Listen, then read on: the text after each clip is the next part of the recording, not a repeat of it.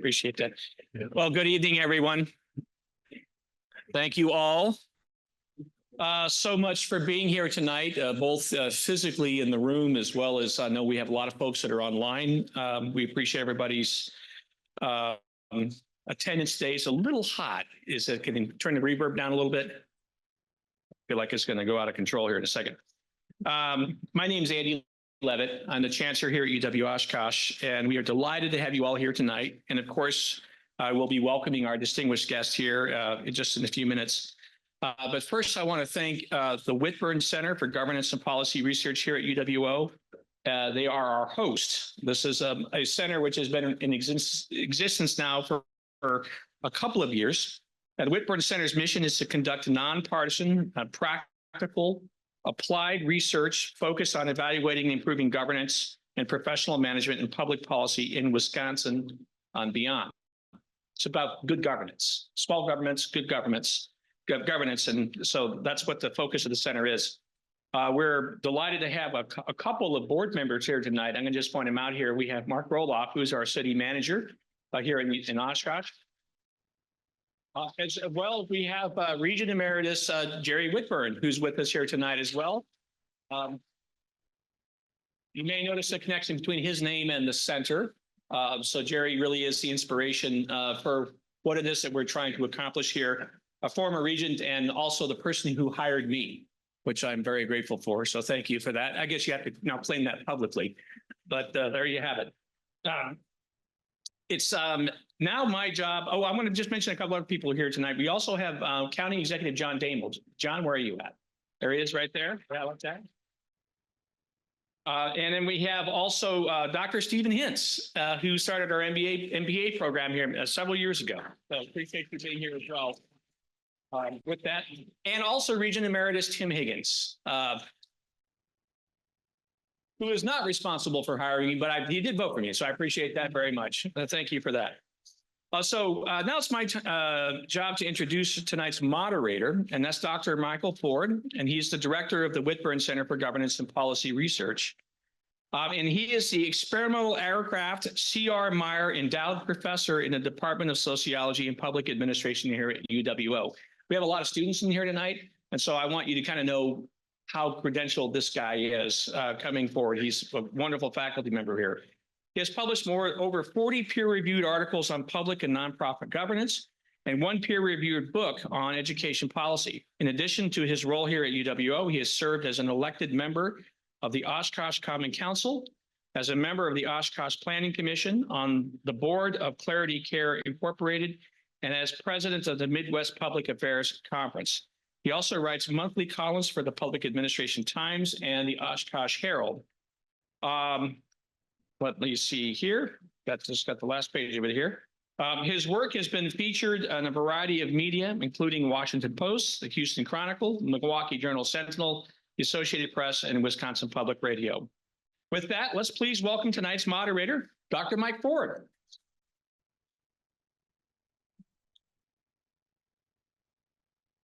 Popping up. All right, I get a new special microphone, which is good. Well, thank you everyone for being here. Thank you, Chancellor Levitt, for those kind words. Special thanks to Jerry Whitburn, the chairman of our advisory board, and our founding donor, excuse me, both for helping us land Governor Daniels for this event and for being so supportive of us. I also want to give a shout out to all our other advisory board members, including former Governor Scott McCallum, who didn't make the list because of my mistake, but is still very much the chair of our governing board. A couple other people I want to thank our Whitburn Center staff, Lisa Lewis, Dr. Samantha Larson, our intern, Liv Matrigano, who will be walking around with a microphone later on tonight, as well as Mike Leader from the Center for Civic Engagement, who helped us plan this evening, and Alex Talk and the Thompson Center, who helped fund this.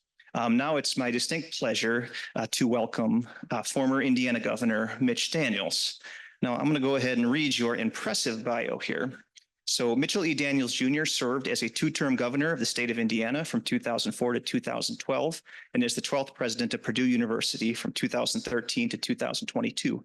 He currently serves as a distinguished scholar and senior advisor at the Liberty Fund.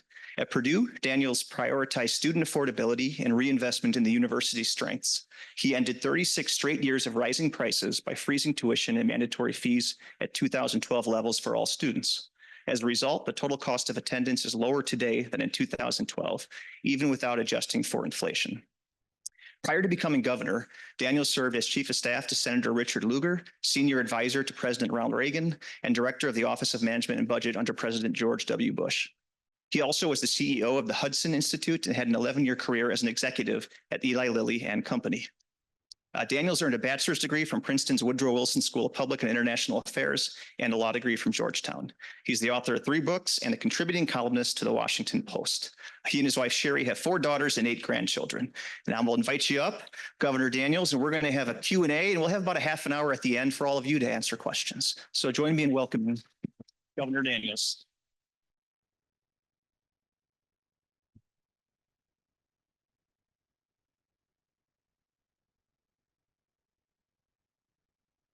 First time I think I at least heard publicly that I'd been landed somewhere. You know, you gaffed me and brought me in the boat, Jerry? Was that how it happened? And I'm proud to have been landed, however. Well, we're very happy to have landed you, and you even tolerated me driving you from the airport, which is great. So, again, thank you so much for being here. Having read your bio and read your book here, and I highly recommend it. I'm just trying to suck up here at the start of the interview, but seriously, but you've had a remarkable career in public service. You served in local government in the Indianapolis mayor's office, in the U.S. Senate, Reagan administration, George W. Bush administration, state government, academia. I mean, you've been all over the place. And I guess a really broad question is what motivated you initially to pursue a career in public service? First thing I want to say is that you skipped over to me, the most important years I ever spent. Yeah. Those are the years in business. Okay. And I consider that public service too. If the American economy and the businesses that comprise it don't succeed, then the rest of then our other sectors don't succeed. We don't have the revenue we need to perform, to deliver the services government ought to deliver, and nonprofit. If nobody makes a profit, there's no money for the nonprofit. So very true. I just simply want. I always saw those years, first of all, as the most important I ever spent. I got the question many times in a couple of those other jobs. Okay, you got a chance to do all these varied things. Which experiences helped you most? And they usually thought I was going to say, I don't know, working in the White House or something. Yeah. No, not close. All the best lessons I learned and lessons that I tried to apply later on to serving our citizens better, serving our students and the Purdue community better. I learned in the competitive world, where the world measures you, and whether you either constantly improve or strive to, or you are overtaken. So I just want to say that to me, those were the most formative years that I ever spent, most valuable, and to me also deserve to be considered an important public service. Fair enough. So what motivated you when you did go the public route, given your... Well, the phone kept ringing, you know. I mean, I was interested. I was interested at the age of many of the students here. I'm not sure I knew why. I'm not sure at that time I had, in fact, I'm sure I didn't have a coherent view of a philosophy of what makes for a just society, what makes for a successful and flourishing society. I had to read a lot, learn a lot, make some mistakes to come to the view I finally did. But, but I was always intrigued by public life, and I was fortunate enough to be invited in, really, to a political campaign. And ultimately, one thing led to another, and a tremendous, at that time, boy mayor of my hometown, who became one of the most distinguished senators in American history, Richard Lugar, was newly elected and launching what became the total turnaround of my hometown. And after that, as I say, one thing just led to another. I was, I had students and young people for a long time. I love the purposefulness of so many of today's young people, and somebody has told them they should plan their life. You know, you gotta have a career plan, which, by the way, I'm in favor of trying to do that. But I always have to laugh when I got the career planning question, because I said, well, you know, I didn't. Life planned me. And every so often the phone rang and it was something I hadn't thought about. And sometimes something seemed a little intimidating, but my advice to so many young people has been absolutely, if you think you got an idea where you want to go, have that idea, try to prepare for it, but stay loose, because your talent and your initiative will mean that things you didn't think of, opportunities will pop up, and one of them might be the right one. Yeah. So keeping on the leadership theme, and you know, I'm thinking in terms of public leadership, and I'm sure this would carry on into private leadership too. You wrote in 2014 that the two down payments for leadership are honesty and competency. And I'd love you to explain exactly what you meant by that. Do I really need to? I mean, Yes. maybe a better metaphor would be table stakes. I mean, if you're gonna ask your fellow citizens in a free society to entrust you with the money, you're going to confiscate that money. We call it taxation. You're going to take it from them because you or somebody thinks there's a better purpose than than what they might spend it on. And you're going to make decisions about that and other things that affect their lives. Well, at a minimum, you ought to accept the responsibility to do that honestly and ethically. And you ought to accept the duty to try to do it competently. Yeah. We all can fall short of that from time to time, but government unfortunately does in ways that are almost, they'd be comical if the consequences weren't so serious. So maybe, I know your terrific institute here works on this all the time. I really like learning about it. It's very important.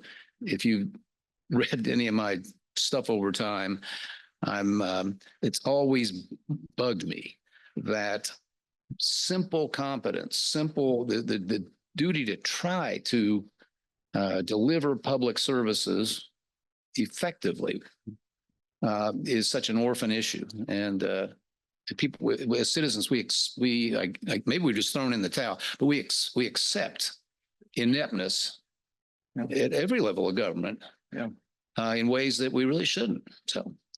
Is that new? Has that changed? Well, I think with the growth of government, the incompetence has risen, and to some extent, maybe that's inevitable. But I mean, government more often, not always, more often, in my observation, does its job reasonably well, closer to the ground, closer to home, local level. Okay. Often, not always, at the state level. Rarely, if ever, at the federal level. And you know, we're living in an era now when, you know, I mean, good grief.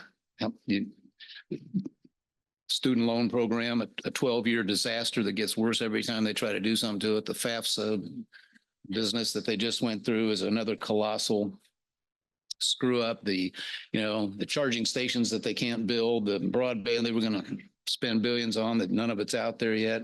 Okay. What's harder is to name something the federal government does that's done well. You know, again, I think we're too tolerant of that. Okay. Yeah. So what I'm hearing, potential solution, your point of view, more federalism, more devolution down. Well, absolutely. We should absolutely devolve more functions. Okay. Get them closer to the citizen, closer to home, closer to where citizens can see them and evaluate them, and if need be, you know, replace the people who are not doing the job well more easily than they can nationally. That's certainly part of it. You know, I talked about things I learned in business that were so applicable.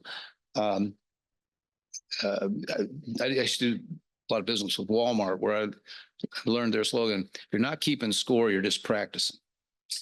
And this just simply means that people will say, well, you get what you measure and that sort of thing. And it's important everywhere. it's really important in the non-competitive sectors, in the non-productive sectors of society, nonprofit and government, because you can get away with incompetence too often. The accountability is not built in the way it is in the competitive world. In business, the world measures you. Your sales went up or down. You did better than your competitor or you didn't. Your margins are better or they're worse. If you have a stock price, it went up and down. You can't get away from it, but you can in those other places. So I always said accountability needs to be transplanted there. And one of many ways to do it is to say, okay, we've decided we're going to take people's money and spend it on this common purpose that we think is important. Okay, what are we trying to accomplish? And then let's figure out how to measure, are we getting it done or not? If we're getting it done, we should do more of it. If we're not getting it done, maybe we should take those dollars and use them in some other way. Okay. So is that a management training thing that we should be? And I'm thinking here in the context of us teaching in an MPA program. I'm looking, one of our students, Jacob Floam, had to call you out. He's also an elected official on the Oshkosh City Council. I mean, what do you tell someone like that who's studying public management, but also on the ground as an elected official in local government? How do you ensure that accountability? I think Jacob's got it figured out. I mean, first of all, he's willing to serve, and that's great. But obviously, he's doing it with a purpose, and if he's been a part of your program, he's been acculturated to think in terms of results. And I served President Ronald Reagan, who said a lot of simple but wise things, and he used to say that some people seek a high office to be something, others to do something. And, try to be in the second category. And if you start with that mentality, I think first of all that's the right foot to get off on, and it will if you're able to maintain that outlook, it'll see you through certain aspects of public life, like criticism, and that always comes with an attempt to change anything. Yeah. And so it seems to me Jacob's probably got that figured out already. We'll see when his grades come in. No. So it seems like you have, right, sorry to keep harping on this, but you discussed competence, but let's go to the honesty. I mean, right now, it just seems like we're in this era where there are not consequences for dishonest behavior for our public officials. Well, sometimes there are. Half the officials in New York are about to be indicted for something, and people get away with things probably, and we don't know by definition. Some of them we'll never hear about, but it's an extremely important thing. The real issue behind both of those things, to me, is confidence. Public confidence. And to me, I really salute the sort of the essence, the foundation of the Whitburn Center here, because we ought to be, there are things you wouldn't think it, listen to some of our current discourse, but there are a lot of things that we ought to all agree on, that ought to unite us. And this to me is the quintessential one. Whether you believe that, whatever you believe about the proper sphere of government, whether you believe that it ought to be very, very active, very expansive, expensive, and intrusive, or like some of us, you're more skeptical of that, and you think that it ought to be limited in what it does, and be careful how big it gets. Regardless of that, whatever you think that proper sphere is, you ought to want it done well. I mean, if you believe in a big, very active government, you ought to be the most offended person of all when billions, jillions get spent and nothing good happens. I mean, what was it for? Just to feel good and feel virtuous? I mean, and it comes naturally, I think, to those of us who are advocates of more limited government, that it's a real offense against the public to take money from a free person and spend it poorly, and not do what you say you're going to do. And so because I think right temporarily, I hope, lack this in our country now. What we can disagree as strongly as we want to about the kind of government we want, but we want to have confidence in that government. Yeah. And incompetence, waste, and especially corruption or people serving themselves and not the public when they get their hands on public authority undermines confidence in the system. And I always felt it was really important part of my job to try to maintain the confidence of Indiana citizens in what we were doing. And these were two of the ways. I mean, we made a huge issue of ethics. We one of our first in a tumultuous first session where we passed all sorts of reform legislation. One of the first ones was a big ethics package. Our ethics laws were probably behind Wisconsin's. They were behind a lot of where I thought the standards ought to be. Things revolving doors and limitations on lobbying and we didn't have inspectors general to police the departments, all those sorts of things. Did them all, and just had a no tolerance policy for people coloring outside the lines. I've always said we did a lot of things in those years. They were very busy years, but for our state. But I always said if there's a tombstone, for me, it'll say he raised 4 daughters and fixed the BMV, because one thing that to this day people in our state and new visitors to our state go, wait a minute, it works. When we got there, I gathered the people with room sort of like this, a little bigger, and all the folks who had agreed to come in and help us try to fix what was really a broken situation, and said, listen, we're going to try to fix everything, no matter how small, in this dysfunctional government we're about to come into. But I told our folks, I said, there's 2 things we're going to really concentrate on right out of the blocks: the Department of Revenue and the Bureau of Motor Vehicles. Why? Because they touch almost every citizen. I said, and if we can get those right, people might go, oh, well, maybe this gang can shoot straight, and maybe I should listen to their next, new idea. Yeah. And so we went to work hard on that, and within a couple, 3 years, you were in. If you had to go at all, you were out of our licensed branch in 10 minutes or less. You were 97% likely to be satisfied as a customer. We measured all this every day, all that kind of thing. And, because those were such visible services of government and ubiquitous services, I was really fixed on those. I mean, they're important by them, per se, but again, I thought it was so essential that people feel that the folks that are temporarily in office there really had their interests at heart and were determined to give them their money's worth and behave ethically as they did it. So yeah, it traces back to the need for us to feel confidence in our common enterprise. Yeah, but that goes against some of the conventional wisdom with a newly elected official. They'll be told to get the quick victory, right? Not the highly visible one. That may be what a political mercenary tells them. Is that what their conscience tells them? True. Their conscience should tell them that, you're being entrusted here. Yeah. With, as I said before, you're going to eventually be entrusted with other people's money. Yeah. And to do things that are supposed to be in the common interest. And if that's not what you're there for, well, maybe you ought to let somebody else have a go. Good point. Well, you alluded to this before. In fact, you said it. You referred to good government as an orphan issue, and you've written about this. And I think that goes along with what you were just explaining. Because that kind of implies that the public or the political world's kind of hostile to this concept of good government. I guess, why do you think that is? I'm not hostile. I think maybe we're just resigned. We've seen so much crummy government. You think, well, that just can't be any better than that.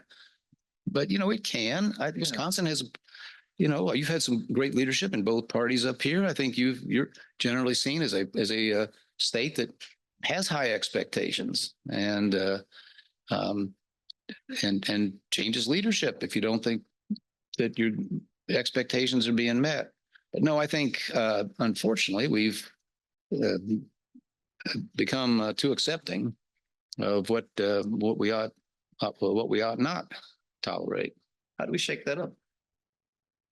Well, I think I'd like to think that counterexamples are the best way. It's not quite the same. I'm not answering quite the same question, but our state, unlike Wisconsin, I read you right, had a long tradition of conservatism, not in the ideological sense we use it today, but in the resistance to change. Let somebody else try it. If good enough is good enough, and more than anything else, we were out to change that, because I think it's a cult. That's not a culture built for success in the world we're living in. I kept telling people, you tread water, you'll sink. You stand still, you'll be passed up. We've been getting passed up too long. It was that sort of an outlook, and so we tried. People said, what's your biggest goal? And apart from even the biggest of the others, building the best business climate in the country and the strongest, most secure tax and fiscal posture in the country, all those things, those are all important. All the reforms, education, ethics, everything. But above and beyond all that was hoping to set a new tone, and a tone of high expectations. And in our case, that we're going to lead in the important areas of where a state should aspire to.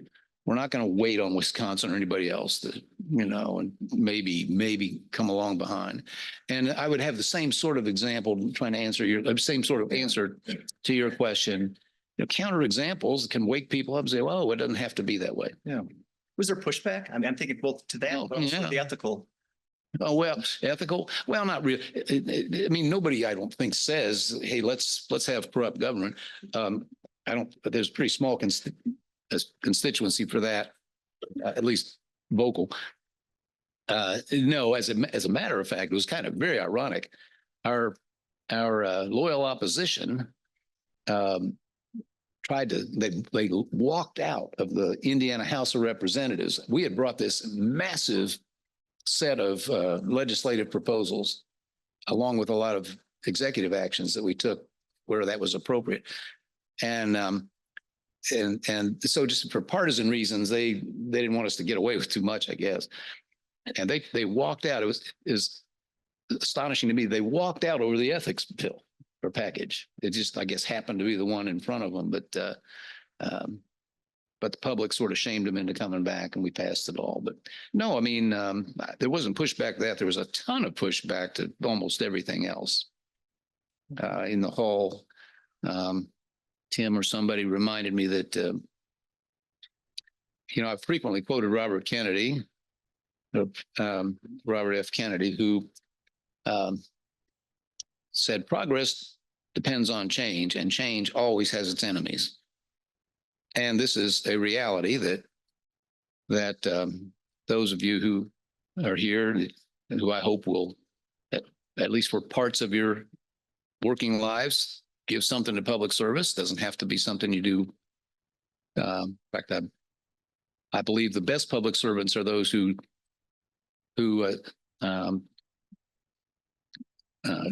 have experiences in the private sector, in the productive sector, and in other areas, and then bring that experience and those what they learned there to public service.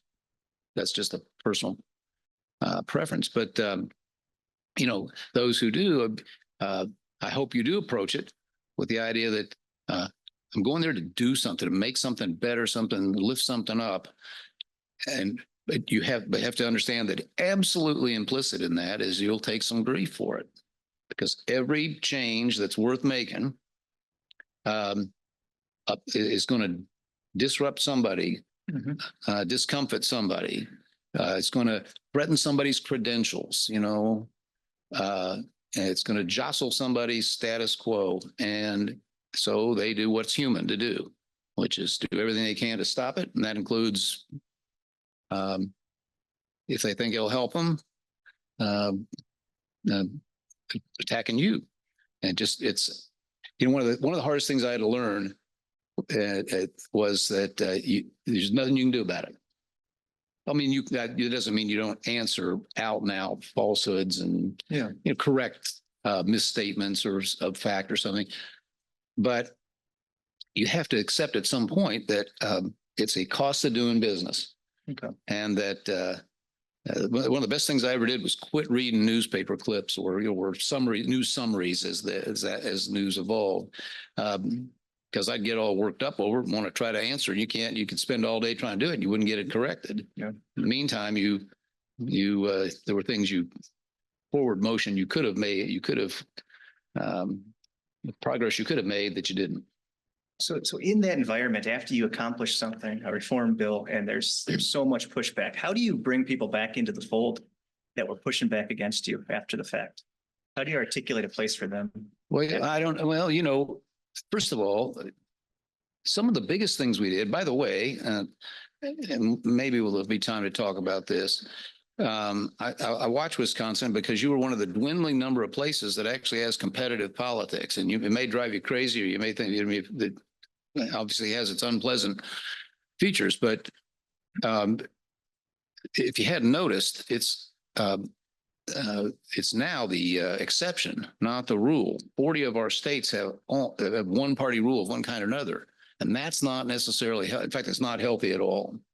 Now, it's not that long ago, but we had very competitive politics in our state during all the years that I served. We had a Democratic legislature, or half of it, half of the years. So some of the biggest things we did, I had to try to involve the other party, which is the essence really of our system. We don't solve things at gunpoint in this country. We solve them politics is about talking things out, and very, very rarely does one side get everything they wanted. That's it. That's what separated us from the tyrannies that dominated history before we got here.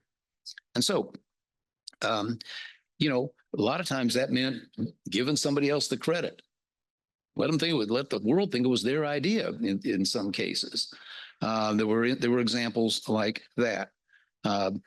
Where that's not possible, where the other side just sees it differently or is determined not to let you have a success, you can try to find individual members of that party and give them all the credit they're due. If they have the courage to step over the line because they think a certain action is right.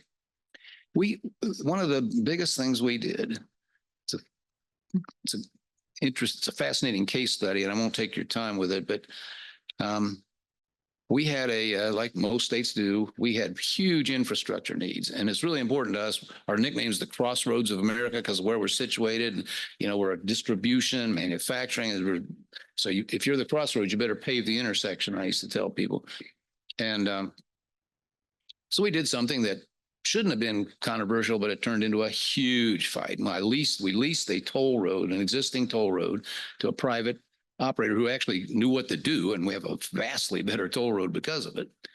But we got a huge check, and today Indiana, every year now, CNBC rates Indiana's infrastructure #1 in the country. It all goes back to that. It turned into a huge fight. Our opponents were dead set to stop it. Lots of xenophobia, because there was a international company was going to be involved. There was very, very partisan, very bitter. But a handful of members of that party saw what it could mean, including 2 African-American Democratic senators. One of them, a wonderful woman from Gary who just passed away, has been on my mind a lot lately. So that's another thing you can do. Yeah. And the last thing I'd say is don't gloat. Even after a big win, a couple of the biggest, most contentious bills that we ever passed, I signed in the privacy of the office, or in one case, an airport. Purposely, there were no pictures, purposely not to rub it in, not to, or even to, leave any implication of that. Yeah. We were the first state to pass a right to work law north of what they used to call the Mason-Dixon line since the Taft-Hartley Act. Gave Indiana a huge advantage in recruiting new business. it was as tough as a fight can get.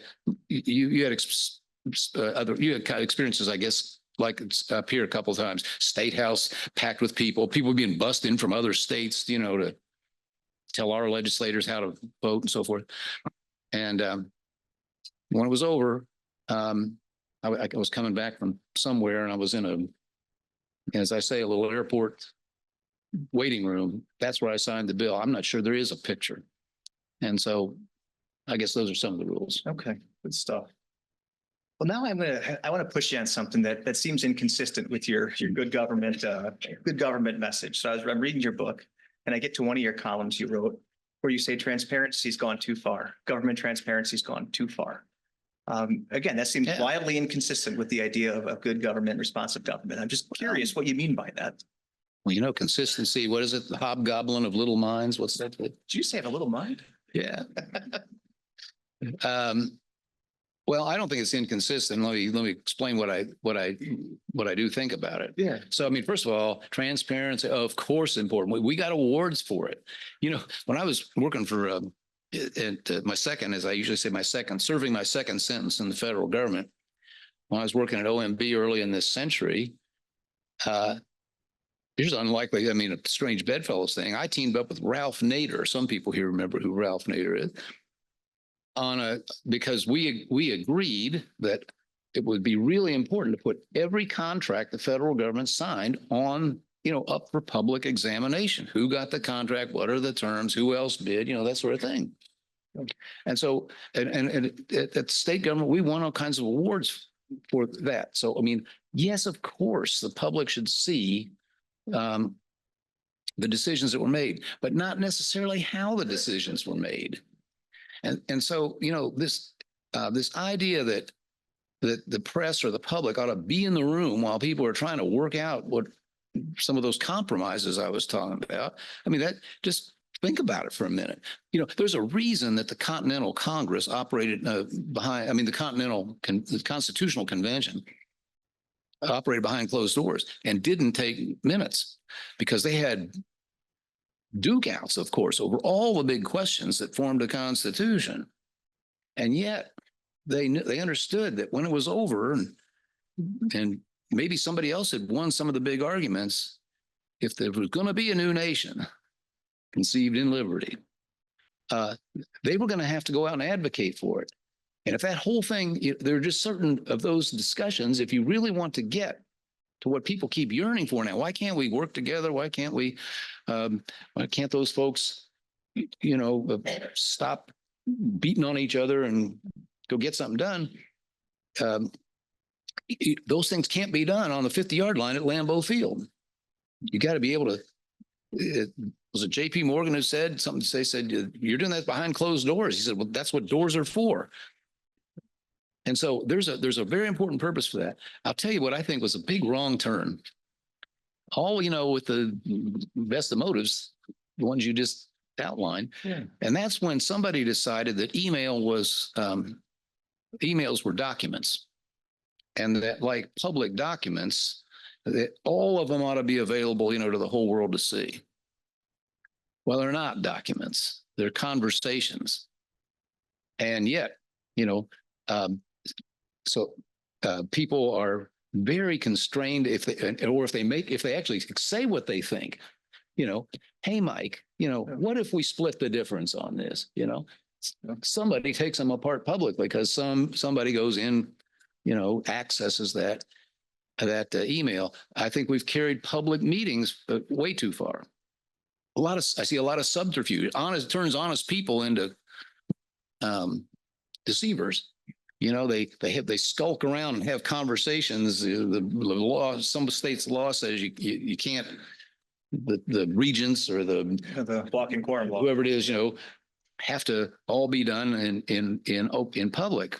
Well, there ought to be public meetings where they transact the business. But in deciding what to do, you've got to give some room for people to have open, honest conversations.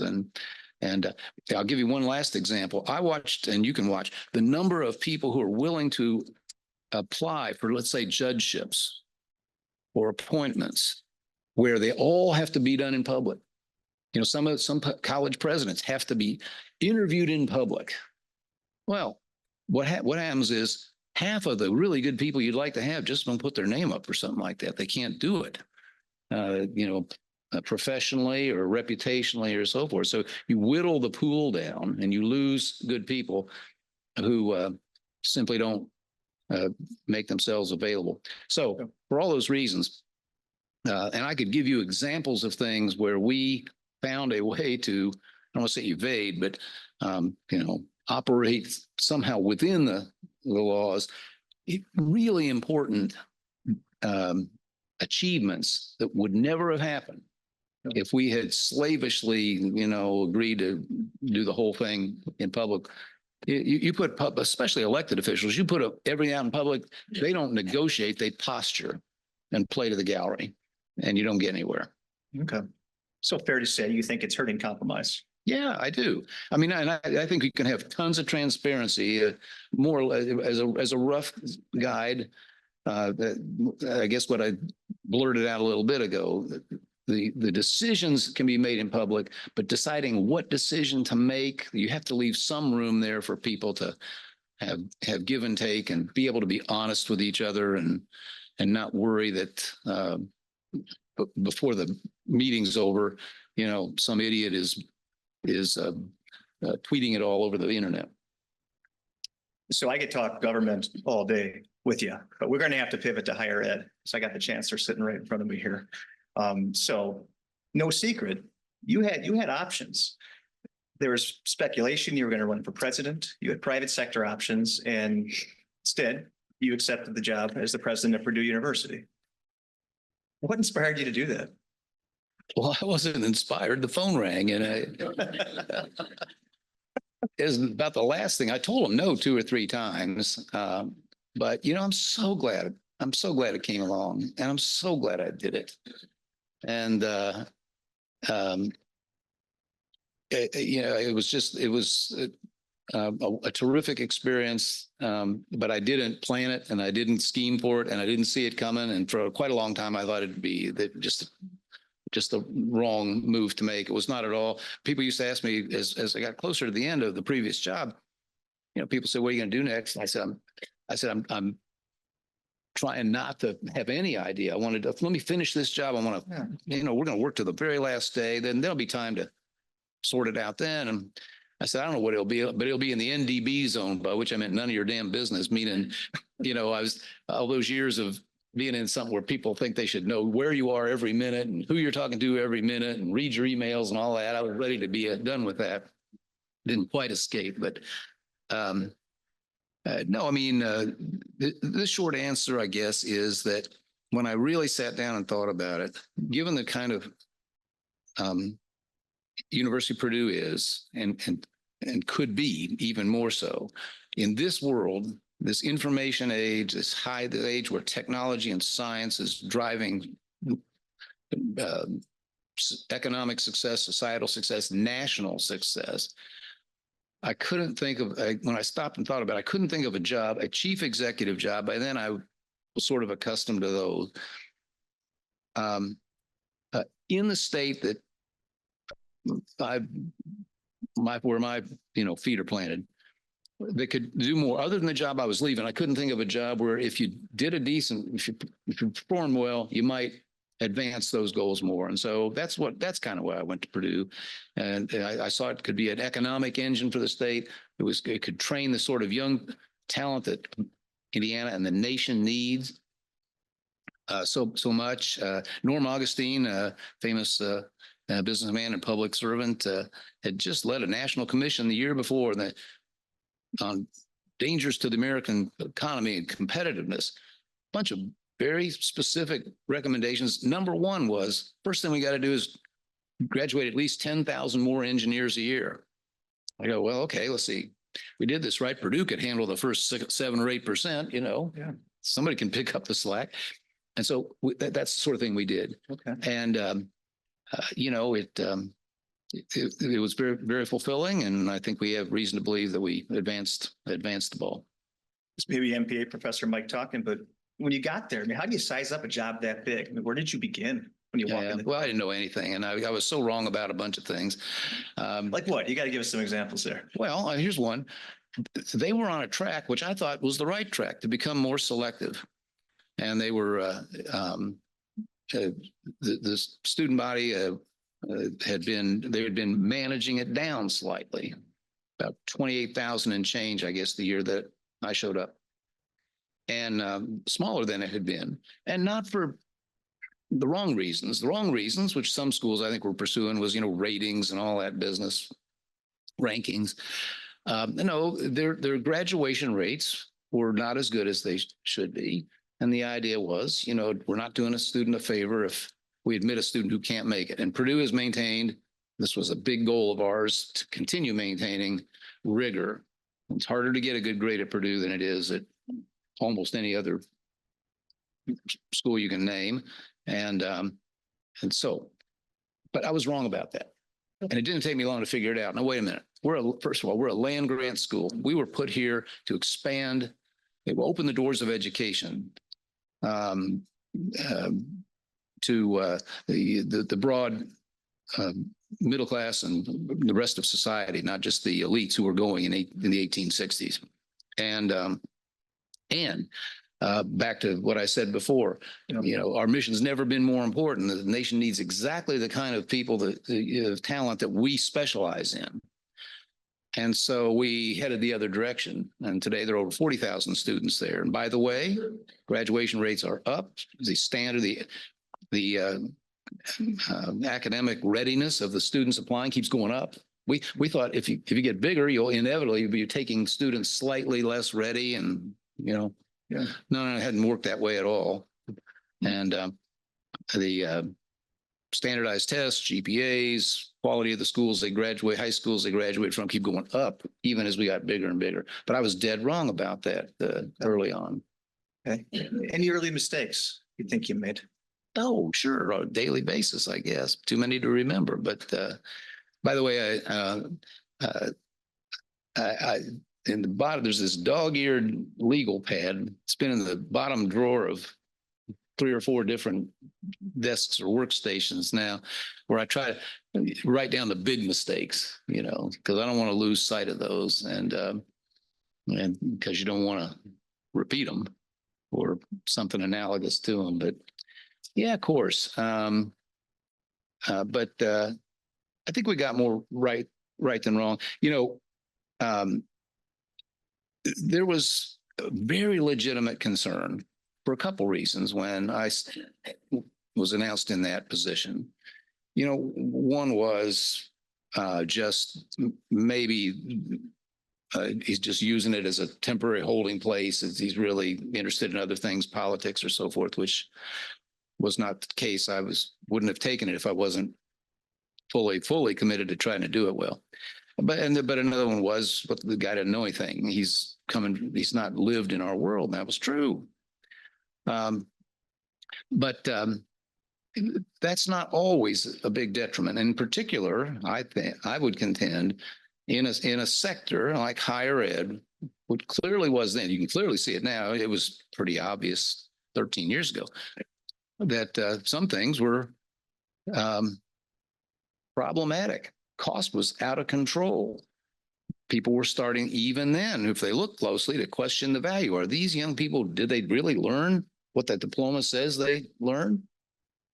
And wait a minute, if this is supposed to be a place where people encounter different ideas, and if it's supposed to be a model of a free society in which we settle things by open debate and so forth, then what's this business where everybody thinks the same, and if you don't, we're going to ostracize you? So all those things were out there. It may have helped, that I had spent the previous 10 years going all over a very diverse, pretty typical state. We've got a little of everything: Indiana, rural, urban, reasonable demographic mix, and all that. And hearing about this in people's homes and businesses in a way that folks whose entire frame of reference was inside the academy hadn't. But anyway, so I had so much to learn, but also I think I had to absorbed a few things that were important. Just them as simple as freezing tuition, which was such a radical notion at the time, but it was meant to send a signal. Then it turned out we could do it again, then we could do it again, do it again. We're still doing it. I thought, here's something I was wrong about. I thought if a school like ours doesn't begin to respond to that cost problem, somebody's going to make us do it. And that's the second best way. Either the marketplace is going to rebel and students are going to quit coming, or the government's just going to do it with a sledgehammer. And so better we show some sensitivity to this first. Well, I was wrong about that. Years later, until the last maybe 2 or 3 years, higher ed kept on keeping on with increases of inflation and it certainly seems, at least here, we've hit an inflection point. I know we were speaking a little bit on the drive from the airport about some of the challenges we've had at UWO over the past couple of years. And we could go into a ton of specifics, but I mean, one of the big ones is a growing public narrative that college just isn't worth it. And it's a leading question, but I'm curious. I mean, what do you say to those people that say college isn't worth it? I was doing a radio interview in my first few months somewhere, and the interviewer said, "So, what's your biggest goal at Purdue?" And in this new job, and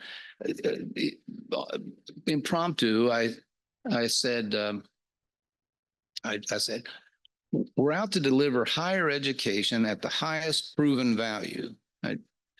And 10 years later, I'd never improved on that. That just sort of became our little slogan. So highest proven value. Proven goes to the fact that, and this is one reason that tuition got out of costs got out of hand. You'd really like to be in a business where there's no quality measurement. Nobody can tell.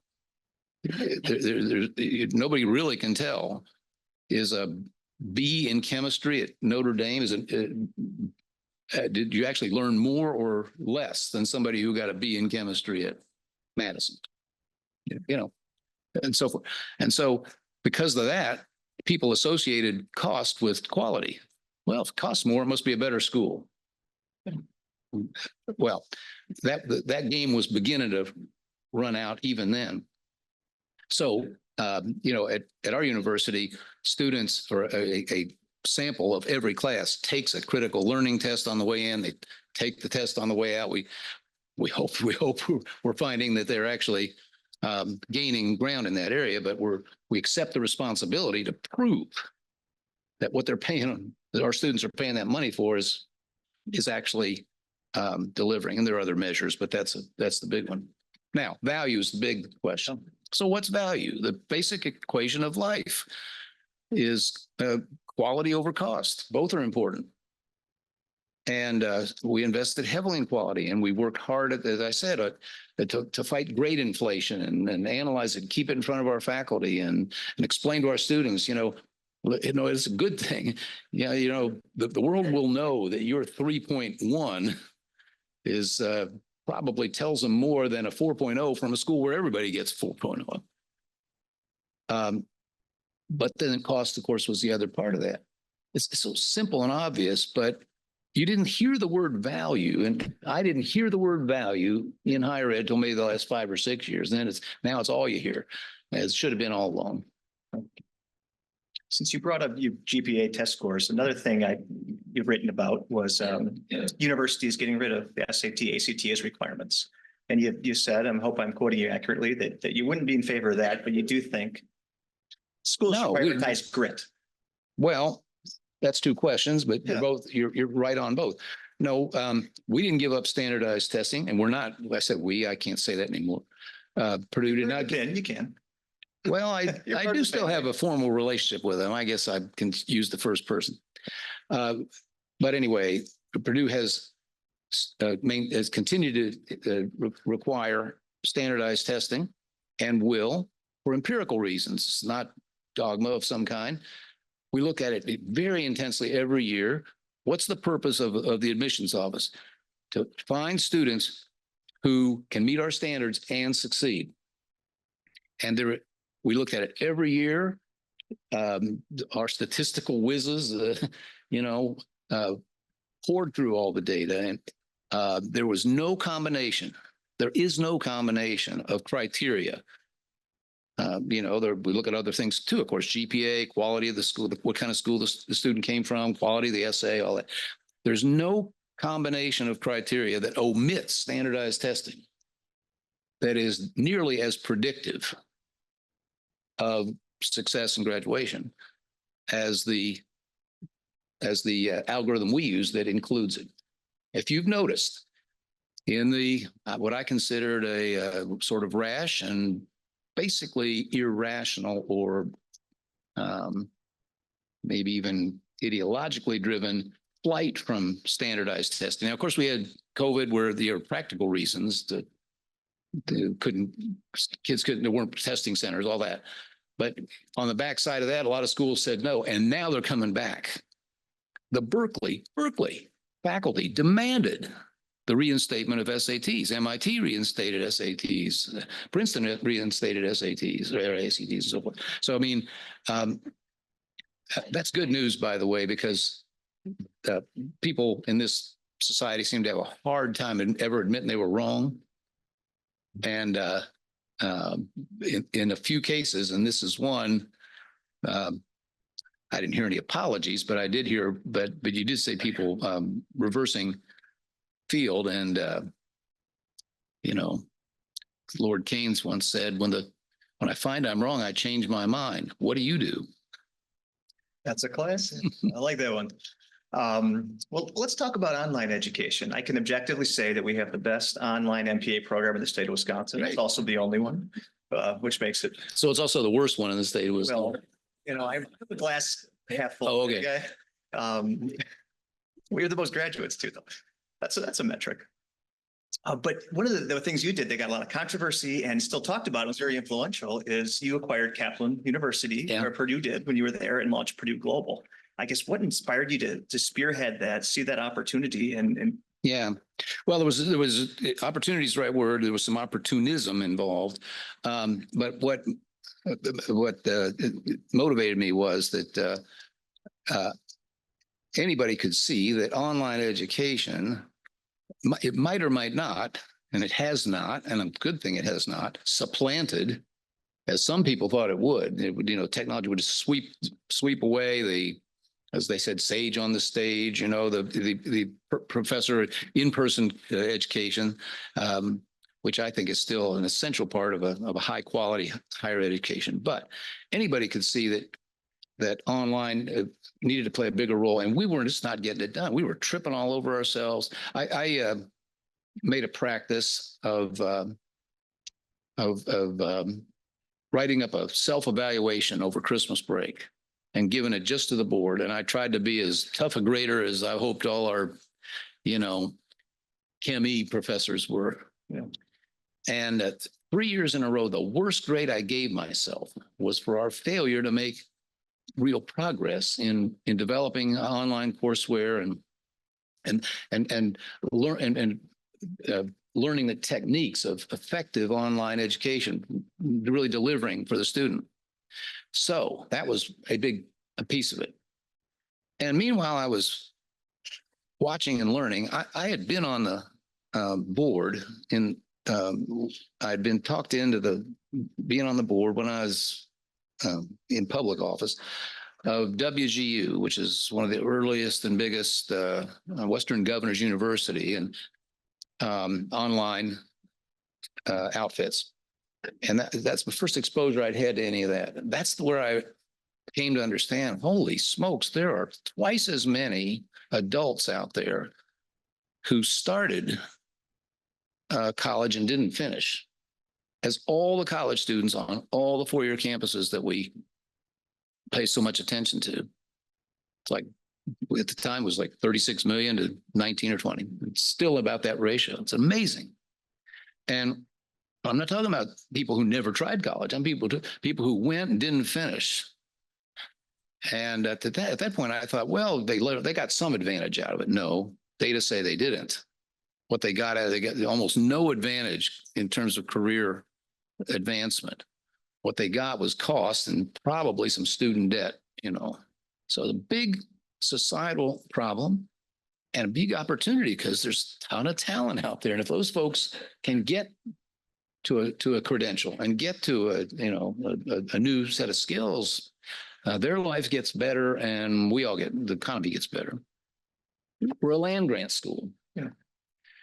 So when you thought about it, I thought, in 1869, opening the doors of education meant, the farmer's kid and the plowmaker's kid. In 2014, 15, 16, it just seemed to me it was time to expand as I said, the next concentric circle of the land grant mission. We couldn't stop at age 22 or 24. Now, sometimes fortune plays a hand. Meanwhile, one of the big for-profit online organizations was owned by the Washington Post companies, had decided that they should get out of that business, or at least get out of the for-profit end, not because there's anything wrong with it, not because they weren't doing a pretty good job of it, at least relative to their competition, because, the government had decided to go on a jihad against that particular part of the sector, where there were bad actors, but there's some very, terrible results in other sectors too, like community colleges. They're not going after them. But anyway, the owner of the Post companies was somebody I knew, and we each knew somebody. I had been lamenting to a friend who used to work for them about my online views and my online problem, kicking myself to him.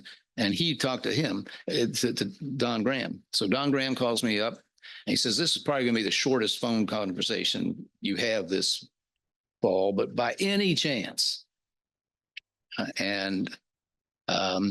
The end of that call, we had set up a meeting, and a month later we had a MOU, and 5 or 6 months later, we owned what is now Purdue Global. Maybe more than you want to know, but it was a very interesting story. Today we have 37,000 students, almost the size of the Purdue campus. The average student at Purdue Global is a 30-some-year-old single mom. 50% chance or more that she or he is a minority. We have veterans. We've had grandparents graduate at the same ceremony as a granddaughter. A lot of fun. And when we did it, there was change has its enemies. I mean, huge furor. Oh, you're going to cheapen the place. You're going to destroy the value of Purdue degrees. What are we doing in this? You're just doing it for the money, and all these things. Boy, you don't hear that anymore. The most glorious thing, I had them start having the commencements for the Purdue Global folks on the Purdue campus. They used to have them, on the coast and closer to turned out students wanted to come to the campus. They wanted to feel part of this. They wanted to feel like Boilermakers. So we started having the commencements there. And you want to get emotional. I mean, just go to one of those and see the kind of folks and see how joyful they are that they found a way to take this step. They thought life had passed them by. And we welcome them. And now our folks are so proud to be part of, again, this separate but closely related mission. Are you seeing the outcomes you expected? Yeah. Yeah. I mean, we trace, salaries go up. Okay. A significant number of them get promoted within a short time of, actually achieving the degree. And it's a struggle. I mean, it's hard. It's really hard. I mean, these folks there's a reason didn't often have never tried to go back to school. They got, as we say, life gets in the way. They have family obligations and jobs and maybe taking care of a parent or something. And so the curriculum is not easy. I mean, there are demands. If you don't do your homework, you're out, things like that. So it's an achievement when they do it, and the world recognizes that. Okay. So we've had significant turmoil on college campuses in the US over the last year or two. No, I'm not paying close enough All right, attention. next question. Yeah. You got to turn on the news. You're, Yeah. you're too retired here. And here in Wisconsin and elsewhere, there's been a lot of pressure on universities to either take official positions or not take official positions. And it just struck me that you in your position as president of Purdue is you were writing about everything, taking positions on everything. No, I disagree with that. Okay, go ahead. Okay, well, first of all, Demonstrate. you're absolutely right. Institutions should not take positions. Purdue University doesn't take positions. Our trustees passed what we remember as the Calvin principles. They were drafted by a person by that name at the University of Chicago in the 60s, Vietnam time. And at that time, the Purdue board, among, as many others did, passed a resolution that said, unless it affects the university directly or the higher ed directly, the world in which we operate, that, we're a place that we're to host debates, not to enter debates, more or less. Yeah. It was a good rule then. It's a good rule now. Schools that didn't do it regretted it and are scrambling to get back to that position now. Yeah. That's the right one. Now, I was very careful on the day that I said yes to Purdue University. I still had 6 months to go in the previous job. And so I'm in the, thousands of people showed up in this for the board of trustees announced they were going to pick the show. They were going to unveil the new, sucker. And so we got thousands of people in Elliott Hall there. And I, very, very short talk said how much I was honored and was looking forward to the job. And I said, in respect for the public institution that Purdue is, from this day, from today on, not when I'm done with the governor, but today, I will abstain from any partisan political activity. And I did. And then I did for the next 10 or 11 years. So never a word, never attended anything that had anything to do with, certainly partisan politics. Yeah. And I did, and when I did an interview or write a column or something, it was never about that. Sometimes I wrote about higher ed, or things that I thought had a direct bearing on our young people. But no, I think I stayed on that side of the line. Was it ever hard? Not stepping? No, it was comfortable. Yeah. I always said, I'd taken a vow of political celibacy. As the climate out there got more and more unpleasant, and again, this what I hope is this temporarily toxic moment we're in. It became more and more comforting. And by the way, college presidents who now are under that sort of policy are going to find it very comforting to say, well, as I did many, many times, oh, yes, I have views on that, but it just wouldn't be appropriate for me to spout off. Okay. So we did a survey at UW, well, the UW system, or Universities of Wisconsin, we changed the name. They had to deal with freedom of speech, freedom of expression a couple of years ago. There was debate about it, but we won't go into that. But two of the results that really stuck out to me were findings that 31% of UW Oshkosh students stated they were interested in discussing controversial topics, which means almost 70% aren't. And only 12% said they're interested in having their views challenged. And I'm curious if you have any suggestions of how, whether it's faculty or university leadership can try to foster students to be more civically engaged while not taking positions on formal issues. Well, it certainly ought to be a central objective. And frankly, it ought to be a student's objective in coming to campus in the first place. I mean, I've read all those surveys, and you're not sure exactly what's being said. I think in many cases we know that students are saying, not necessarily saying I wouldn't want to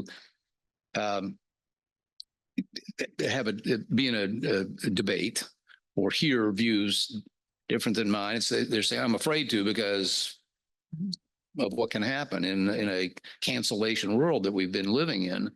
And the problem of self-censorship is a real one. But let's just take them at their word. If in fact people said, I'm not interested in hearing views that differ from mine, I'd say, well, then what are you paying this money for? If you already know it all, I was always under the impression that you're spending all this money to come here because of what you don't know. Right. So, I mean, I don't get that. And secondly, learning only advances through the collision of ideas. This is why groupthink and monolithic enforced conformity of thought, which unfortunately has become a fact of life at far too many American campuses. We're just faculties are 99-1 and there are sort of thought police have been running around, and either stomping on people for saying something, even a word that they don't like, a joke they think is wrong, or worse yet, compelling speech that conforms to the dogmas of the day. So that's wrong anywhere in a free society. That is really wrong on a college campus for two fundamental reasons. One, these are places where that exist to advance knowledge and transmit it to oncoming generations. Knowledge only advances when ideas collide. When you stifle the dissenter, the heretic, the contrarian, first they may be wrong, in which case the side with the correct argument strengthens their argument by learning how to refute the wrong argument, or they might be right. John Stuart Mill said, both teacher and student go to sleep at their posts when there's no opponent in the field. When we all think exactly the same thing or don't ask if there's a different point of view, knowledge doesn't advance. So one thing that's wrong with enforced conformity of thought, consensus, this word that we should be so suspect of when somebody, wields that in an argument. Hush up, because the consensus is that, this is right and this is not. It strikes at the heart of the academic enterprise. And so that's one. The second thing is, especially public university, but I'd say any university, if one of its primary missions is to prepare young people for productive lives, right along with that is to prepare them to be contributing citizens of a free society, a society by consent of the governed. And so the campus itself should be a model of open debate and the clash of ideas and working things out and so forth, instead of a place where people are afraid or scared to death to say something that they think, or something they think, that their peers or the professor might penalize them for. So I hope we grow out of this. And I think there are signs of this. I was trying to evaluate it, coming up here today, I'm thinking I'm probably going to write a column about it. I'm trying to decide whether, the free speech team is advancing the ball or not. There've been some gains that you can point to, but there have also been some setbacks. I saw today, Cornell University, 100 students. Now, I don't know how many kids go to Cornell, but it's probably more than 10,000, but it doesn't take a big percentage. 100 students shut down a career fair where their fellow students, are trying to get a job because some of the companies there do defense work. Well, so this isn't, shouting down a speaker. We've seen so many of those, or, bullying some speaker off a stage. That's bad enough. In this case, they were they were interfering with the career opportunities of their fellow students. That should not be permitted. You know, one thing I was hoping we had learned last spring, trying to recover our footing on these basics. Yeah, there's a big distinction between speech and conduct. Yeah. Say anything you want, no matter how stupid, even insulting.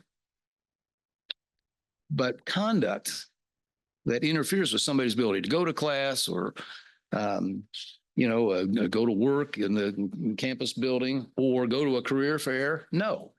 And, I think a few prompt expulsions would be highly therapeutic and absolutely called for. Now it's interesting. I mean, you brought up the Cornell story. I saw that, and I can say one of the frustrations as a faculty member, and I think as even students share this frustration at a regional comprehensive, is that high-profile incident happens at Harvard, happens even at Madison at a flagship, and then it gets branded everywhere. And I think the experience at the regional comprehensives are a little different. And I swear I'm going somewhere with this. I'm really thinking, I'd love to hear your thoughts on where you see the regional comprehensive university in the universe of higher education today and in 10, 20 years, because I think we're kind of looking for that next phase. Around here, we call it UWO 2.0, but where do we go? Where do we fit in as a state university that educates mostly state kids at a still pretty good affordable rate? Well, it won't come as news to you to say that all over the country, as far as I could tell, schools like this one have been struggling. Mm-hmm. As enrollments, particularly in our part of the country and east here, as enrollments have dropped, both for just population reasons and at least for now, preference reasons, fewer students choosing the four-year route.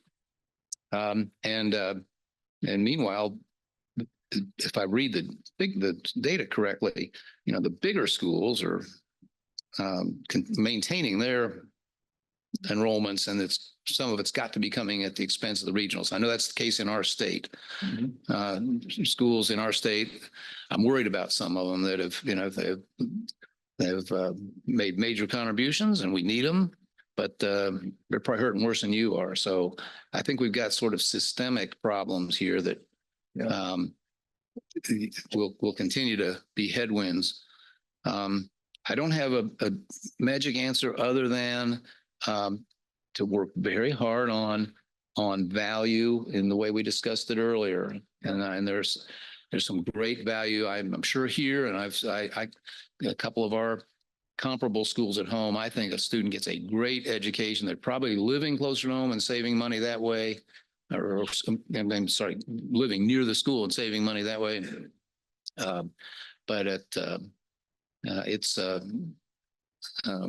moment of some, I think, hazard in that sector. I think that's well said. Looking back, I want to make sure we leave a half an hour for Q&A from the audience. Anything that you're particularly proud of in your career? To kind of sum up, that's a big thing. I know you mentioned your. No, they're not much. I don't know. I did. No, it pretty much wasted my time. Still time, but something that stands out. Yeah, well, of course, there, and then that's the fulfillment. Yeah, that's the reason why you learn. I was a slow learner, but you learn to shrug off. Yeah. Bogus criticism, even personal and insulting criticism. I used to tell our folks all the time, and they'd get more upset than I was at some points, somebody's just saying something just outrageously wrong or harsh or something. I'd say, right. And I told them something about Indiana farm woman that had told me along the way. She said, "Hey, Mitch, don't forget, dogs don't bark at parked cars." And I said, we're not parking the car. The dogs are going to bark. And the things that the things that I remember best are the ones that were the hardest to get done, but that had the biggest, almost axiomatically had the biggest impact. I mean, I talked about the infrastructure thing we did, and I can name a whole lot of things we did that I hope will have lasting impact and make the lives of people in our state or elsewhere better. Clearly, I feel that that Purdue University is a stronger, bigger, stronger, better respected school today than before. So sure, there's a lot of that, but I tend to focus on the other side of the income statement. I'll have to ask you about that one too, but I do want Yeah. for the students in the room to point out that he didn't mention, winning the gubernatorial race. He didn't mention getting hired at Purdue. He mentioned that he did once he got there. No, of course not. Because that's never, if that's the point, then you're on that be something, not do something. You're on the wrong side of that dichotomy. On the night that I got elected, it was a big damn deal. Our side had been out for many, many, many years and so forth. But I said that night, in front of thousands of wildly enthusiastic people, I said, listen, don't anybody here make a mistake. Tonight's not the goal, was never the goal line. This is the starting line. We didn't go through all this to win an election. In fact, I had very strong views about how people should campaign. There's a whole other subject. I'm not trying to open up a new one, but I always tell our folks, the way you campaign, you got to win. I mean, that's job one. But, we want to campaign to govern, not just campaign to win. What did that mean? Well, it meant, for one thing, we never ran a negative ad about an opponent, ever. One day I knew we might need at least some of their supporters to at least give a fair look to things we wanted to do to improve or to change our state. Another thing it meant was that we were very specific, probably to a fault. Here, if you hire us, and I always put it that way, if you hire us, I'm on a job interview here. If you hire us to do this, here's what we'll do. Well, number one, people deserve to hear that. Number two, if you've done that, instead of just throw mud balls for 18 months and, and throw up a bunch of, silly looking ads of you hugging or pretending you're listening to somebody, all that. If you do that, then you have every right to go try to make those things happen. You didn't sneak up on people. We said, here's what we'll try to do. If they vote for that, you have every right. Then you would go around and say to people who don't want to do it. So listen, we told folks we'd do this. So if you're a teammate, you got to help do it. And if you're on the other team, we have a right to advance these ideas. So, well, then let's talk the other side of the coin. And again, I asked that too as a note for our students, for a life lesson here. I find some of the most successful people have failed a lot because, like you said, that's the other side of the coin. Where have you learned things that you've regretted? Yeah, well, I guess the thing I regret the most is that I did not stay in touch with old friends, and I didn't make as many real close friends along the way as maybe I could have. Now, some of that comes with the territory. I'm a social animal. I like people, but still, as you students move, as you're going to, probably faster than you expect to positions of leadership, you will get into places where you can't be everybody's close friend. Because you're gonna have to make decisions in the interest of the enterprise or the city or the state or the cause, whatever it is. And so there's that, and you can get too busy, and I'm all of that. But I gave a commencement speech on was it 2020? Anyway, it's been whole books now, lots of books and studies done recently that this really troubling thing. I hope it's not as big a problem with anybody in the room. The loneliness of people, the isolation, social isolation of people, especially younger people, is bothering all kind of folks and is now well documented, and it's a problem. We got to figure out ways to make that better. But I had I said in that speech to our students that I've done a bad job of this. I'll get in touch with those folks again next year, and there'll be time later on. Yeah. I didn't do it, and that was a mistake. And, I can't blame it all on the fact that I had 80-hour-a-week jobs or the kind of job where you have to keep a little distance. It was not the answer I expected, but it was honest and it was good. So thank you for sharing that. Well, why don't we turn it over to the crowd? Liv, if you want to grab the microphone, everything you ever wanted to ask Governor Mitch Daniels, we're afraid to ask, you can do right now. Why don't we start right here in the front? I have two things, a comment and a question. My comment is, if you're going into public service, I think your motto should be, I'm not here to make friends, I'm here to make a difference. Uh-huh. And I'm just wondering, since you're into multiple ideas and viewpoints, how do you feel about the banning of books? Well, it's a bad idea. I think we can draw a couple distinctions. A big one is, there's a bright line for me between K-12 education, or certainly K-something education, and higher education. On a college campus, any book, there's no justification I can think of. The clientele, so to say, the students are older. By that time, hopefully they've developed a little independent judgment, critical thinking of their own. There's more than one class to choose from, more than one teacher. There's more than one book. That's a little different.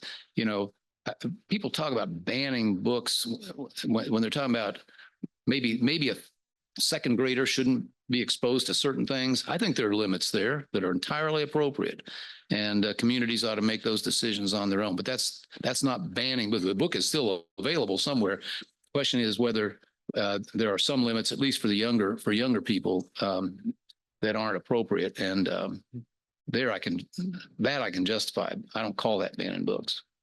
And banning books is another form of banning speech, and I've very pretty close to absolutist views about that. Thank you. Okay. Executive team. First, I want to thank you both. I think Bob LaFollette could be looking down and understand that the Wisconsin idea is alive and well in this room tonight. So thank you for that. One of the issues that I face, and I really want to get your opinion, is mission creep. Policy is always greener on the other side of the fence. In a time where I see a National Education Association dictating policy to local school districts, or Wisconsin Counties Health Association taking a position on the Israeli-Gaza conflict. And up until recently, before it was discouraged from the state, our county board would take up resolutions telling the state what they needed to do with their policies. In the organizations that you face, whether it be education or government, how did you keep your team and your focus on your role and responsibility and not get outside? Right. No, I think there are two. Thanks. I think there are two somewhat different phenomena here. And, public agencies they're free to pop off on subjects they don't know anything about and don't have anything, don't have any direct authority over. But, I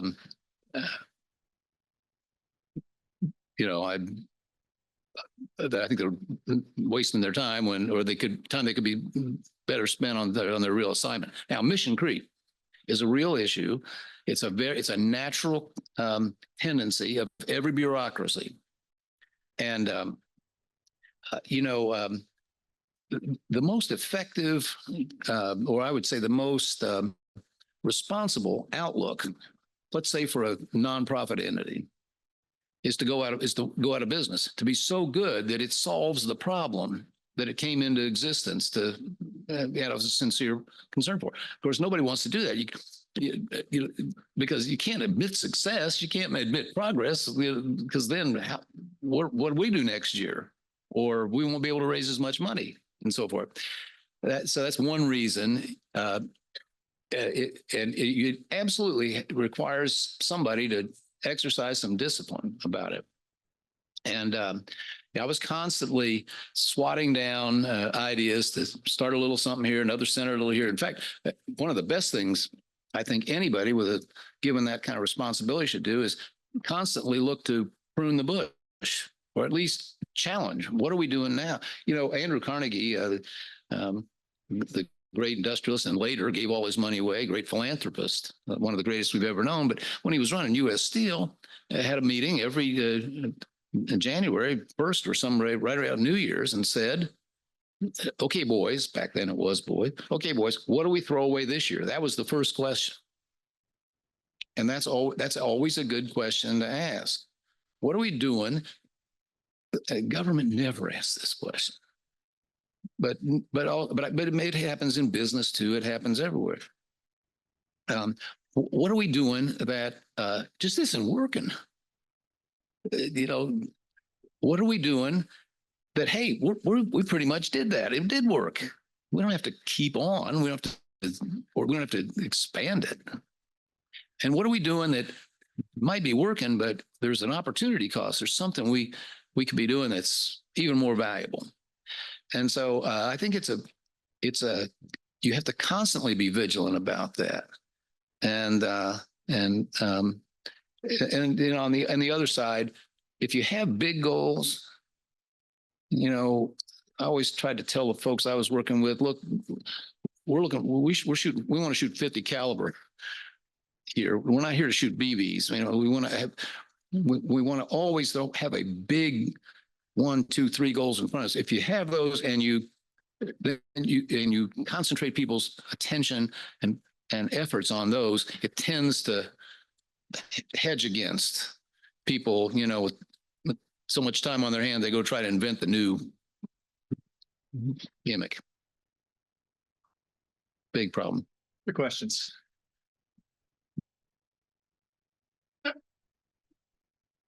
Thank you. Well, I want to thank you, Governor Daniels and Professor Ford, for the great exchanges tonight. One of the questions that I have in both the policy, government, and education space is trust in institutions. And that can be split into two baskets. There's the perceived lack of trust in institutions, that people will automatically go to the lowest common denominator and assume the worst. Then there's the actual issues, the competency issues, both in government and education. So both in your tenure as governor and in your tenure as president of Purdue, how did you deal with that specifically from the public, not just stakeholders, but your average person out there? It is maybe the central question. I hope I dealt with it a little bit. I was talking about public confidence. I could have said trust, it's probably a better word for what I meant. And once again, I think the key elements include a absolute visible commitment to the highest standards of conduct, behavior, and so forth. A visible commitment to delivering effectively those assignments that you've been given or that you have undertaken on behalf of the public. Competence, we talked a lot about that. To me, one other part was absolutely doing what I said I was going to do. I'll give you a couple examples. Not only did we, as I said, try to be very clear and specific about our recommendations and our goals and policies, and then go try to actually do it, not just walk away from it. Here's a really good example. I mean, it means a lot to me, at least. I had told the state that this is the only public office I've ever run for or intend to. People were perfectly reasonable to assume, no. Politicians, they're always on the make for something else. And, but it was true. It's the only job I was interested in. I wasn't interested in legislative office, just wasn't for me. I actually had, I've expressed the fact that I think the most important sector of society is the productive sector that makes the other two possible, and so forth. I was sort of thinking I'd go back there, but I know the last ad. I always made up my own ads. I mean, I spoke for myself. I wrote them, unless it was somebody talking about me. I wanted to be my words. And I know the last one, when I ran for reelection, I said, hey, Mitch, here with some good news. This is the last time you'll have to watch me in an ad like this. And I said, it's the only job I ran for. It's the only one I'm interested in. If you hire us again, we'll give you 4 years and we'll do these things we said we do. I really wanted to deliver on that. So people came around and tried to get me to, run for national office. And all of them I thought about. But a huge reason I didn't was I wanted to be, that guy who actually did what he said. Goes back to trust. I wanted to finish the chapter on that note. Oh my God, he actually meant it, right? And I didn't run, for senator or something else. I changed my mind. No, nothing like that. The single data point, I can't think of an exception. But the single data point I think I felt the best about late in our gubernatorial service, I think it was the Pew Foundation, maybe one of the big national organizations, did a 50-state survey. And they asked people, how much do you trust your state and how much confidence do you have in your state government? And we finished second at 77% to, I think it was South Dakota. And I said, I don't even know what government has to do in South Dakota, So there's probably nothing there's probably no feedback we could have gotten that I would have valued more highly than I did that, because it sort of summed up so much of what we've been trying to do and so much of what these great questions have led us to talk about tonight. Does that make sense? Do you know what I'm saying? Yeah. So you're launched apparently on a little public service career. Good for you. And I would urge you to keep thinking just that way. Whatever I do, let's hope it's conducive to people feeling okay, even if I disagree. That person there's trying to do the right thing. They're telling me, so they're talking straight. They're telling me what they really think, and they're going to try to live up to their words if it's possible to do so. Yeah. Other questions? Be ready. If you don't ask them, I'll start going again. Dr. Larson. We're just going in order here, I think. This little question group She here. looked like a professor. I thought maybe the The research director of the Whitburn Center. Oh, all right. Yeah, so Sam Larson, research director of the Whitburn Center. Thank you for coming. So I'm just going to say it, and I say it to my students. Good government can be really boring. So what I mean by that is the clean water that you're drinking up there is because of good government. I hope you got here on time on your flight. If you did, it's because of good government. 5 minutes early. 5 minutes early, even better, even better. I'll give the flight, crew some props for that. Right. 10 minutes at the DMV. It's boring. And I find it interesting. It wasn't boring to our citizens who used to spend all day. Exactly. There. Exactly. When I ran for office, I said to people, people go to an Indiana license branch with a box lunch and a copy of War and Peace and hope they don't finish them both before somebody knows they're there. Yeah, exactly. And I think to that point, my question is really focused on how do we tell the story and get people to come along with us and invest in good government? Because I think right now, to the conversation we've been having a bit in your conversation, the division that we're in, the lack of trust that we're in, it seems like, we're in kind of this era where people really like to focus on what they're against and the problems.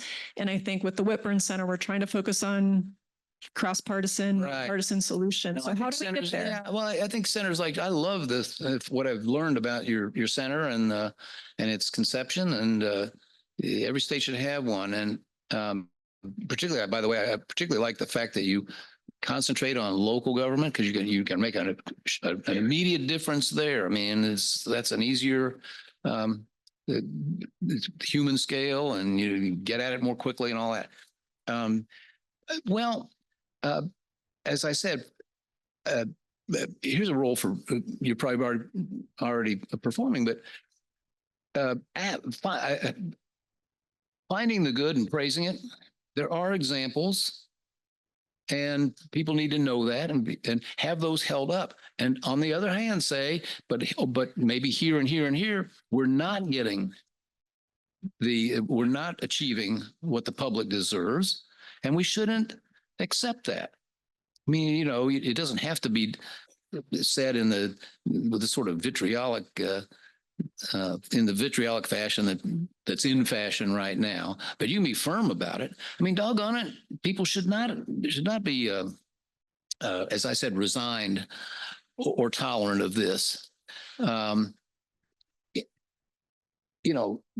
This will betray, my own, I guess, philosophical outlook. But I always felt that if we took a dollar from a free citizen, we better have a good reason to spend it.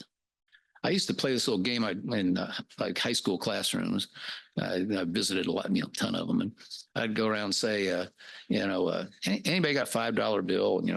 Young Mike pulls one thing. I'd stick it in my pocket and keep talking and walking. Class starts laughing, and I'd pretend to be what? Oh, that $5. I said, well, I want you to notice something. Mike here is less free than he was a minute ago. He's $5 less free. When he had that bill, he could decide what to do with it. But now I'm going to decide, because I think I know something that's good for Mike. So I better be right. I did give him the money back, by the way. So I better be right about that. It ought to be something that's publicly necessary that we really have to do together. There's a lot of those things, but it better be one of those. And then, it's not incidental whether we actually do that or not. That's a duty, because we deprived him of some freedom, the most precious thing that this society is built around. And that's frequently exactly what we have to do. But boy, some big responsibility comes with that, if you think of it that way. And I do. So, as Alex Haley used to say, find the good and praise it. Good research can do that. There's more examples than people think. So, actually, some stuff actually works. We did a thing when I was at OMB. I didn't move. We couldn't get Congress to pay any attention to it, but we set up a complete performance review for the federal government, all the discretionary programs, 500 and some discrete programs. Like federal government had 43, I think that was the number, job training programs at the time. It's probably 143 now. Mission creep. And so I used to say, I really wish I knew which 3 or 4 really delivered. Because we got to do much more of that. And by the way, I wish I knew which 5 or 6 or 7 aren't getting any results at all. We got to stop, move the money. But nobody knew. So, you set up some pretty common sense things like how many graduates of the Job Corps or Head Start or training, how many people who go through those programs get a job and keep it X months, simple things like that. And there's huge variability. So now you got to translate that. Of course, Congress doesn't care. They don't. Somebody authored the bill for program number 43, and he doesn't care that it's a bust and doesn't do any good and wastes money. Got his name on it or his pride of authorship. But anyway, you have to start there. And I certainly believe that closer to the ground, people will pay attention to that. So highlight what works, expose what doesn't, and make the argument that, hey, folks, let's just do what common sense dictates. I don't know. Oh, great stuff. Embrace the boring is what I say. Devin, one of our undergraduate political science students. Thank you, Dr. Ford and Governor Daniels. So throughout your speech, you frequently mentioned the need for counterexamples to combat the poor examples of public behavior, civic rhetoric, essentially. Brooke and I here organize events on campus called Bridging the Divide. Brooke told me a little about it. Okay, she told you a little bit about it. Yeah, excellent. And the James Carville to her Mary Madeline, essentially. It's fun. And I know them both, and I never could figure out what Mary saw in Grant James, but all the other young students here have no idea what I'm talking about. So in the events, we have young students from diverse political perspectives discuss complex issues. Beyond what we are doing already, what do you think we can do on the campus to affect positive change towards students practicing good rhetoric? Well, the little bit I heard about it, I love what you were doing. I guess I will say, in a way, it's a shame something like that's necessary. It ought to be the standard operating procedure here and at all campuses for that. And again, more and more people are alert to this. There's a fine fella. We're not related. We have the same last name. He's the president at Johns Hopkins, wrote a pretty good book this year. And he was worried about the lack of either both civic understanding and civic participation.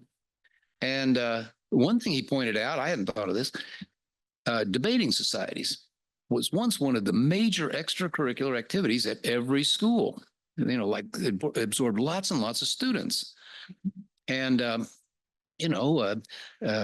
debate contests and all that business, and it's sort of gone away. Bring it back. It'd be an easy thing to bring back. And it, of course, is based on people often making an argument they don't agree with. But, can you make the argument? You get assigned, right? Whatever it is, capital punishment, yes or no. And so, things like that. And your projects is a little bit like that. Next month, sometime, I've been asked to go over to University of Virginia. They're having a big conference on these kind of questions, free speech and all. And the professor, who I guess is helping organize it, and certainly the one who contacted me and asked me to come, said that they have a program there which is called something like Argue with a Professor. That's not the name, but that's what it does. And they set up regular forums where students come in and professors have volunteered to come in and debate things. It shouldn't have to be this way, but we've gotten to this point where too many young people are either have been intimidated about doing that or are just fearful that I better not take a chance, better just keep quiet here, or I got this question, but I don't think I better bring it up because either the professor or the guy in the seat next to me is going to jump on me for it, right? So I think that we need active initiatives like yours. And hopefully if we get enough of them, I mean, you can change the culture of a campus a little faster than some things because people rotating through every 3 or 4 years. So if a school that got some momentum behind that, in 2 or 3 years, students coming in might accept that. I might understand that as, hey, that's just the way it is here. We're supposed to have give and take, et cetera. So go for it. And I would say in this case, I'm for mission creep. Go ahead and, expand it. I like it. Consistency is what'd you say? The simple mind. Yes. That's mine. Other questions?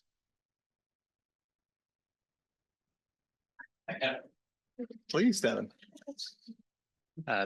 So you were kind of alluding to students being afraid to be the one to step forward and being afraid to, I don't want to step on anyone's toes or ask the question, then get laughed at. I'm guessing when you were an advisor to President Reagan, you were a young person. Well, obviously you were a young person at one point, but did you experience any imposter syndrome? I'm glad it's obvious. Did you experience imposter syndrome where you had to recognize, I am that person to take the initiative and I'm the one who can fix these things right now? Well, I hope I'm being responsive here. There are jobs where it's your job to decide what we're going to do here and then try to make it happen. And then there are jobs where that's not your job. And but there are places where, people get confused. As I used to tell people at OMB, I said, just remember that I got exactly the same number of votes for president as Brad Pitt, right? Like 0. So you have to be, careful about the fact that if you've signed up for a team, and hopefully that team is open to and cultivates a lot of debate. Oh, we had that in the Reagan administration, big time. But there was also the understanding that once there's a decision made, we're going that way, whether you like it or not. And you see, I see far too much of this, these days. There's a lot of very human temptation people fall prey to. People in Washington, they want to show how much they know, so leak, and it's very irresponsible. It's not. It's a betrayal of trust, and so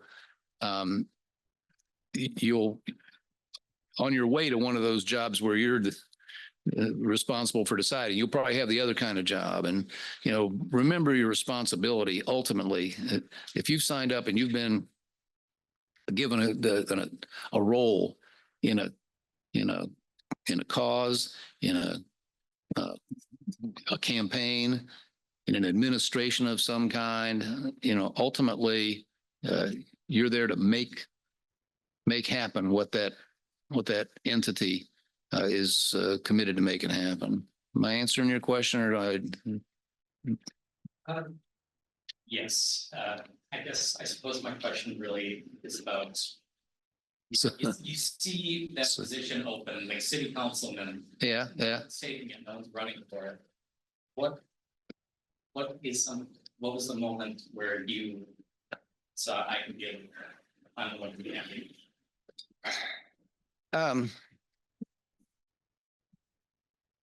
Again, I hope it would start, I've told a lot of colleagues or folks asking a question like this, it needs to start with the why question. Why would I do that? And I should not be in the answer. In other words, I have no problem with people say, I have a passion for this or that, right? I always wanted to be in public service. That's all good. But the why question should be outward directed.